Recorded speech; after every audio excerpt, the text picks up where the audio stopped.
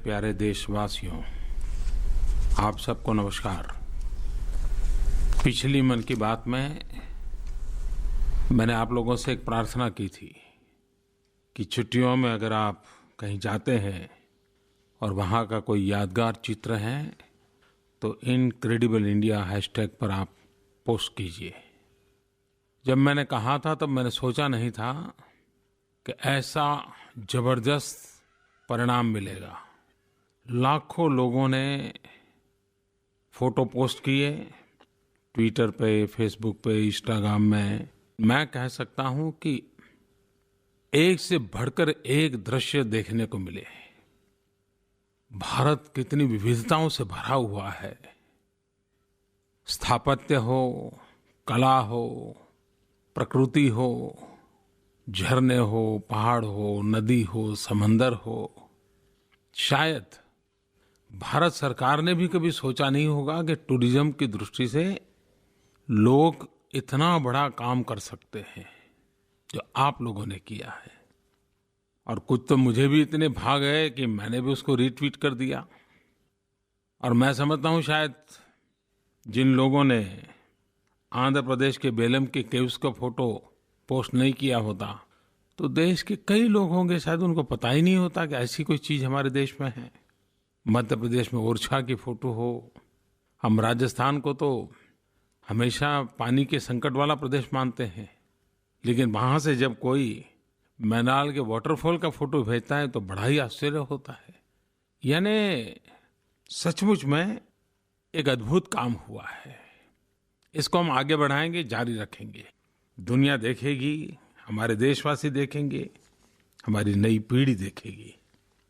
मेरे प्यारे देशवासियों, आपने मुझे प्रधानमंत्री तो बना दिया है, लेकिन मेरे भीतर का एक इंसान कभी कभार बाकी सब पद प्रतिष्ठाओं से हट करके अपने आप में खो जाता है। 21 जून अंतर्राष्ट्रीय योगा दिवस, मैं कह सकता हूं कि मेरे मन को उसी प्रकार से आंदोलित कर गया।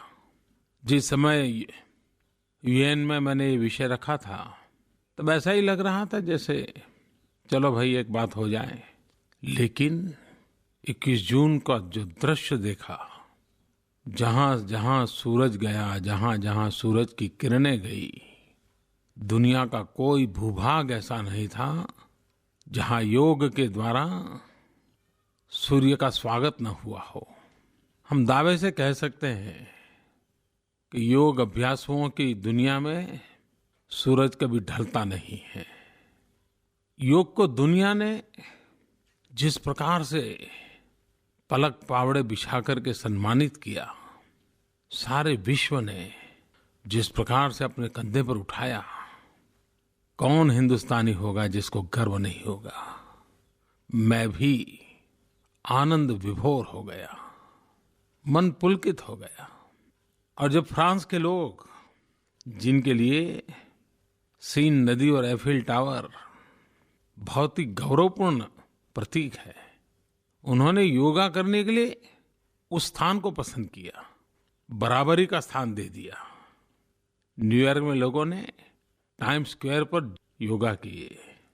ऑस्ट्रेलिया, सिडनी की बात हो तो ओपेरा हाउस का चित्र हमारे सामने आता है। ऑस्ट्रेलिया के नागरिकों ने ओपेरा हाउस की बराबरी में योगा को रख करके वहीं पर योगा किया। चाहे नॉर्थ अमेरिका हो, सिलिकॉन वैली हो, मिलान का डूमो कैथेड्रल हो, ये अपने आप में गर्व करने की बात। और जब 21 जून को मैंने यूएन के सेक्रेटरी जनरल सिमन बान की मून को यूएन हेडक्वार्टर पर योगा करते देखा, कितना आनंद आया मुझे। उसी प्रकार से यूएन पीस कीपिंग फोर्स ने भी योगा का बहुत ही अच्छा प्रदर्शन किया। भारत में भी सियाचिन पर सफेद बर्फ की चादर पर हमारे जवान योगा कर रहे थे। तो समुद्र में नौसेना के द्वारा चारों तरफ जहां भी हमारे नौसेना के जहाज थे, योगा के कार्यक्रम हुए। दिल्ली ने तो Guinness book of world record में अपना स्थान दर्ज करवा दिया। राजपथ योग पथ बन गया। मैं देश और दुनिया का हृदय से आभारी हूँ। और मैं कह सकता हूँ ये कोई कार्यक्रम के खातिर कार्यक्रम नहीं था। ऐसा लग रहा था कि विश्व के हर कोने से एक नई जिज्ञासा, एक नया आनंद, एक नया उमंग, एक नया जुड़ाव। कुछ दिन पहले मैंने जब ट्विटर पे वियतनाम से एक परिवार ने एक छोटे बच्चे का योगा करता हुआ फोटो ट्वीट किया था। इतना प्यारा था फोटो, वो दुनिया भर में इतना प्रचलित हुआ। हर कोई, स्त्री, पुरुष, बूढ़े, बच्चे, गांव हो, शहर हो, डेवलप कंट्री हो या डेवलपिंग कंट्री हो, हर कोई जुड़ गया। योग सच्चे अर्थ में दुनिया को जोड़ने का एक कारण बन गया। मैं नहीं जानता हूं इंटेलेक्चुअल क्लास, एलिट वर्ल्ड इस घटना का कैसा एनालिसिस करेगा, लेकिन एक बात मैं महसूस कर रहा हूं और हर भारतवासी गर्व अनुभव कर सकता है कि विश्व भारत को जानने के लिए बहुत उत्सुक है। भारत के प्रति एक जिज्ञासा बढ़ी है। यहाँ की वैल्यूज, यहाँ की परंपराएं, यहाँ की विरासत दुनिया जानना चाहती है। हम सबका दायित्व है कि बिना लाग लपेट के हमारी ये जो विरासत है, विश्व को हमने बांटना चाहिए, विश्व को परिचित कराना चाहिए। लेकिन ये परिचित हम तब करवा पाएंगे जब हमें हमारी विरासत पर गर्व हो। कभी कभार हम इतने परिचित होते हैं कि अपनी चीजें, इसमें क्या नया है ऐसा लगता है। जैसे हमारी फैमिली वैल्यूज, हमें पता नहीं है दुनिया के लिए भारत की फैमिली वैल्यूज ये बहुत बड़ी बात है। क्यों न हम विश्व को हमारी परिवार प्रथा, फैमिली वैल्यूज इससे परिचित कराएं। विश्व को अचंबा होगा, मैं जरूर कहता हूं अचंबा होगा। ऐसी बहुत कुछ चीजें हैं जो हमारे पूर्वजों ने हमें दी है और जो श्रेष्ठ हैं उस पर जगत का अधिकार है। अंतर्राष्ट्रीय योग दिवस की सफलता आनंद और संतोष के साथ एक नई जिम्मेवारी लेके आई है। ये हमारा दायित्व बनता है कि विश्व को उत्तम योग शिक्षक हम दें। ये हमारा दायित्व बनता है कि योग की सभी परंपराओं को एक प्लेटफॉर्म पर से जगत देख पाए।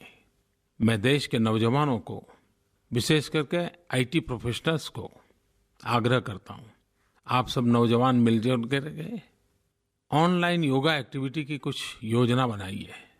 योग से संबंधित संस्थाओं का परिचय हो, योग गुरुओं की जानकारी हो, योग के संबंध में जानकारी हो, योग सीखना हो तो कहाँ सीख सकते हैं, योग टीचर चाहिए तो कहाँ से मिलेगा। एक डाटाबेस तैयार करना चाहिए और मैं मानता हूँ कि आप कर सकते हैं। चलो कहीं से तो कोई शुरू करे, ये भी एक नई शक्ति बन जाएगा। मैं पिछले कुछ दिनों की घटनाओं के और नजरिए से भी देखता हूँ। काम करती सरकार, दौड़ती सरकार एक बार लक्ष्य तय हो तो कैसे परिणाम ला सकती है, ये पिछले दिनों हमने देखा है। और जब चारों तरफ निराशा थी, ये हम न भूले कि एक साल पहले चारों तरफ से एक ही स्वर सुनाई देता था, कुछ नहीं होता, कुछ नहीं होता, कुछ नहीं होता। आप कल्पना कर सकते हैं, सरकार में आयुष एक डिपार्टमेंट है, कभी किसी का उस तरफ ध्यान नहीं जाता। 2-5 साल में एक आध बार कहीं छोटी मोटी खबर अखबार में आ जाए तो आ जाए, इतना एक कोने में छोटा सा डिपार्टमेंट। लेकिन योगा दिवस को उसने लीड किया और दुनिया में एक छोटे से डिपार्टमेंट ने इतना बड़ा काम आयोजित करके दिखाया। अगर लक्ष्य सामने हो तो छोटी सी छोटी इकाई भी कितना उत्तम काम करती है, इसका नमूना है।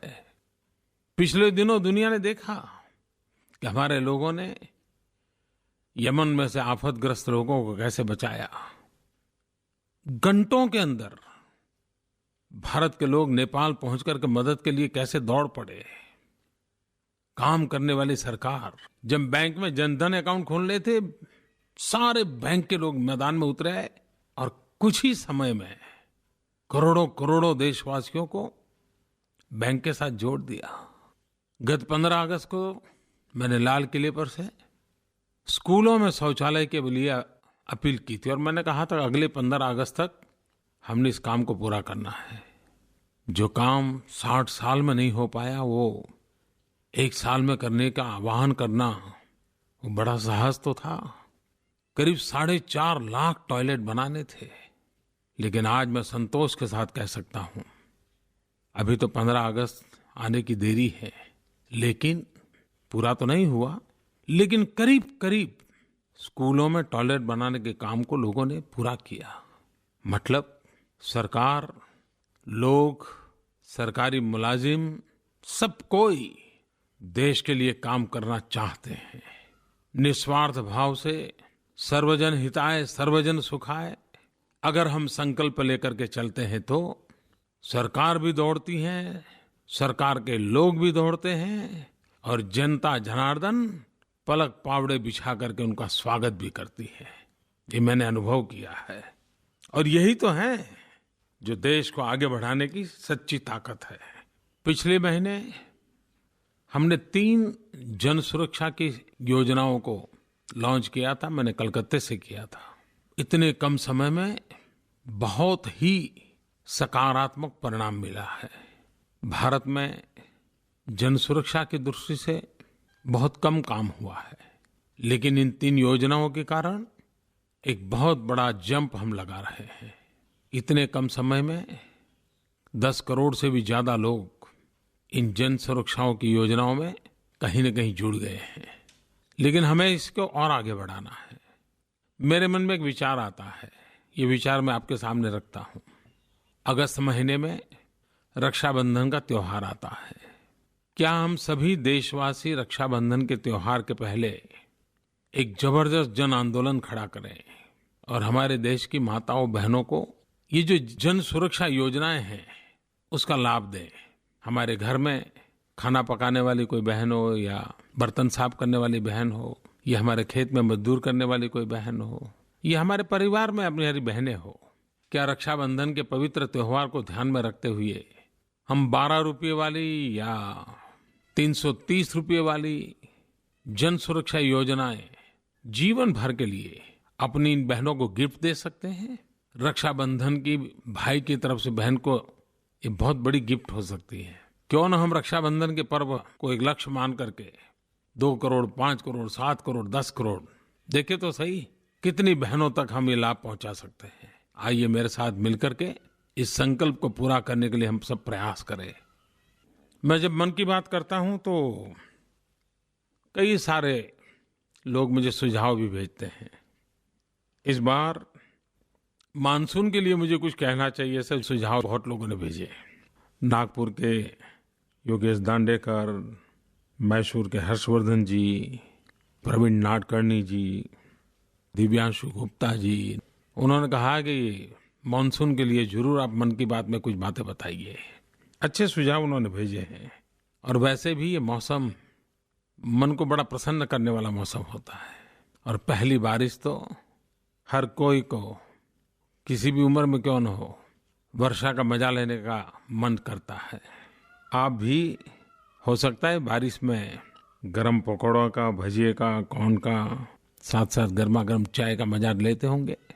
लेकिन साथ साथ जिस प्रकार से सूरज की किरणें जीवन देती हैं, वैसे ही वर्षा हमारे जीवन को ताकत देती है। बूंद बूंद पानी का बहुत मूल्य होता है। हमें एक नागरिक के नाते, समाज के नाते बूंद बूंद पानी बचाने का स्वभाव बनाना ही पड़ेगा। गांव का पानी गांव में रहे, शहर का पानी शहर में रहे, ये हमारा संकल्प होना चाहिए। पानी रोकने के लिए प्रयास करने चाहिए।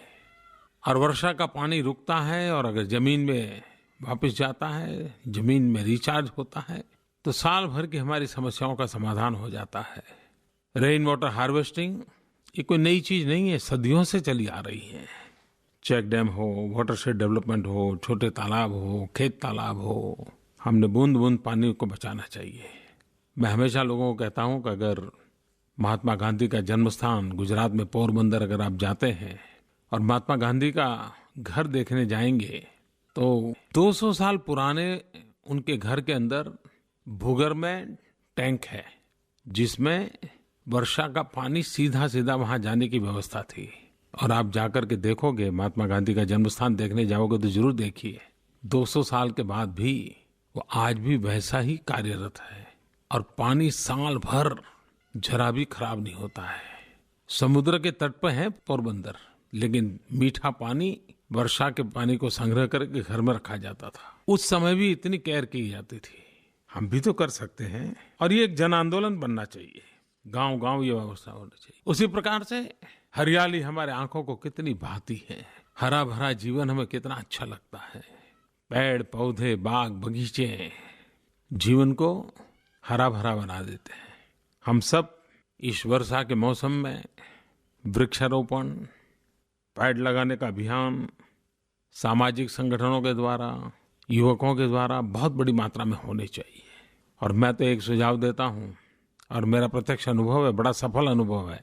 ये मेरी बिल्कुल ग्रामीण टेक्नोलॉजी है। आप जब पौधा लगाते हो तो पौधे के बगल में एक पुराना मिट्टी का घड़ा भी लगा दीजिए और उसमें पानी भर दीजिए। महीने में 1-2 बार पानी भरोगे तो भी चलेगा, वो पौधा बहुत तेजी से आगे बढ़ेगा, विकास होगा। आप प्रयोग करके देखिए, और पुराना मिट्टी का घड़ा तो मिल ही जाएगा। मैं तो किसानों को भी कहता रहता हूँ कि आप अपने खेत के किनारे पर बाड़ लगाने के बजाय पेड़ लगाइए, वो आपकी संपत्ति बन जाएंगे। ये बात सही है कि बारिश पसंद भी बहुत होती है, मजा भी आता है, लेकिन साथ साथ कभी कभी बारिश के सीजन में ही सबसे ज्यादा बीमारी आती है। डॉक्टरों को फुर्सत तक नहीं मिलती, इतने पेशेंट आते हैं। और हम जानते हैं कि बारिश के दिनों में पानी से बीमारियां बहुत फैलती हैं। वातावरण में नमी बढ़ जाने के कारण बैक्टीरिया पनपने लगते हैं, और इसके लिए साफ सफाई बहुत महत्वपूर्ण बन जाती है, स्वच्छता बड़ी महत्वपूर्ण बन जाती है। शुद्ध पानी पीने का आग्रह आवश्यक रहता है। ज़्यादातर लोग तो ऐसे समय में उबाल करके ही पानी पीते हैं, और उसके लाभ भी होता है। ये बात सही है कि हम जितनी केयर करेंगे, बीमारी हमसे दूर रहेगी। पानी तो चाहिए, वर्षा भी चाहिए, लेकिन बीमारी से बचना भी चाहिए। देशवासियों, अभी अभी हम लोगों ने 3 नई योजनाओं को लॉन्च किया, खास करके शहरी जनों के लिए। हमारे देश में करीब 500 छोटे मोटे शहर हैं। वेस्ट टू वेल्थ, कूड़े कचरे से में भी संपत्ति बन सकती है, फर्टिलाइजर बन सकता है, ईंटें बन सकती हैं, बिजली बन सकती है। गंदे पानी को भी शुद्ध कर करके खेतों में दोबारा उपयोग किया जा सकता है। उस अभियान को हमने आगे बढ़ाना है।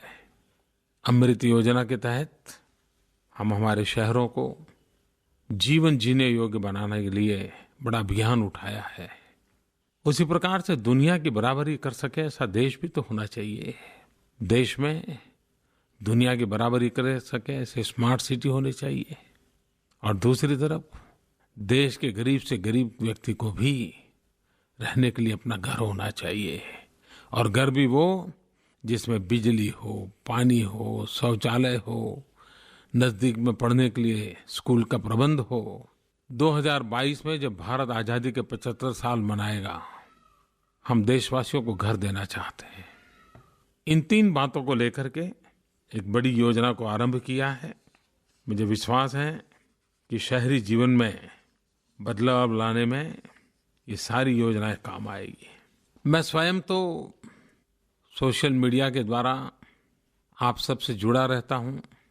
बहुत से नए नए विचार आप लोगों से मुझे मिलते रहते हैं। सरकार के संबंध में अच्छी बुरी जानकारियां भी मिलती रहती हैं। लेकिन कभी कभार दूर सुदूर गांव में बैठा हुआ एक व्यक्ति भी, उसकी एकाध बात हमारे दिल को छू जाती है। आप जानते हैं, सरकार की तरफ से एक बेटी बचाओ बेटी पढ़ाओ कार्यक्रम चल रहा है। लेकिन जब सरकार का कार्यक्रम कोई व्यक्ति, समाज, गांव अपना बना ले, तब उसकी ताकत कितनी बढ़ जाती है। पिछले दिनों हरियाणा के बीबीपुर गांव के एक सरपंच श्रीमान सुनील जगलान जी, उन्होंने एक बहुत बड़ा मजेदार इनिशिएटिव लिया।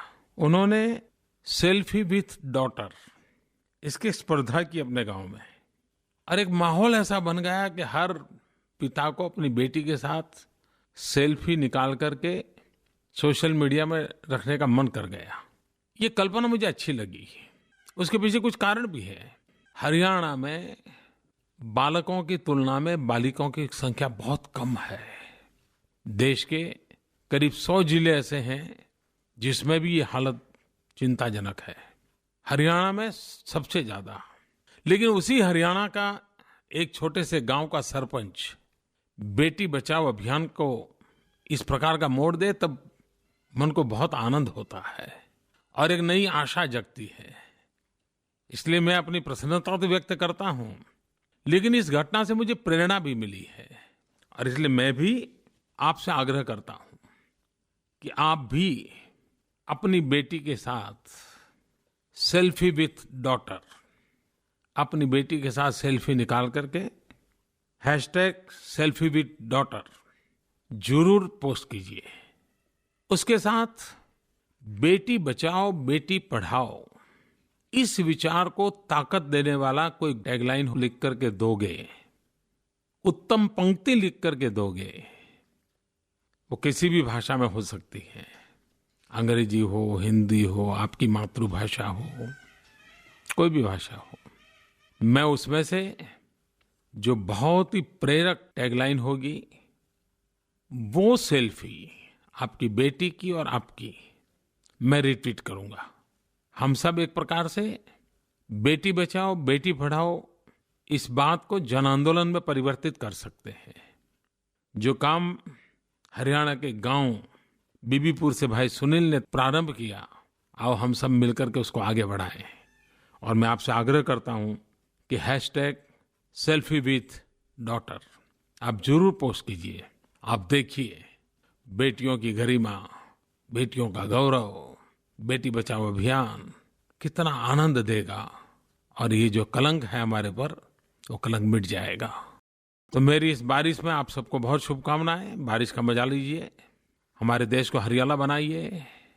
अंतर्राष्ट्रीय योगा दिवस को एक दिन के लिए नहीं, आप योगा की प्रैक्टिस चालू रखना। आप देखिए आपको इसका फायदा नजर आएगा। और मैं अपने अनुभव से कहता हूं, इस बात को आगे बढ़ाइए, अपने जीवन का हिस्सा इसको जरूर कीजिए। और वो बात इनक्रेडिबल इंडिया, आप कहीं पर यात्रा करें, फोटो जरूर भेजते रहिए। देश और दुनिया को पता चलेगा कि हमारे देश के पास कितनी विविधताएं हैं। एक मुझे लगा कि उसमें हैंडीक्राफ्ट के संबंध में बहुत कम आया है। आप अपने इलाके के हैंडीक्राफ्ट को भी दो तो इनक्रेडिबल इंडिया में पोस्ट कर सकते हो। ऐसी बहुत सी चीजें आपके नगर में बनती होगी, गरीब लोग भी बनाते होंगे, स्किल जिनके पास है वो भी बनाते होंगे, उसको भी भेज सकते हैं। हमें दुनिया में पहुंचना है, चारों तरफ भारत की विशेषताओं को पहुंचाना है और एक सरल माध्यम हमारे पास है, हम जरूर पहुंचाएं। मेरे प्यारे देशवासियों, आज बस इतना ही। अगली मन की बात के लिए अगली बार मिलूंगा। कभी कभार कुछ लोगों को लगता है कि मन की बात में मैं सरकार की बड़ी बड़ी योजनाएं घोषित करूं। जी नहीं, वो तो मैं दिन रात काम करता ही रहता हूं। आपसे तो हल्की फुल्की खटमिठी बातें करता रहूं, बस मुझे इसी में आनंद आता है। बहुत बहुत धन्यवाद।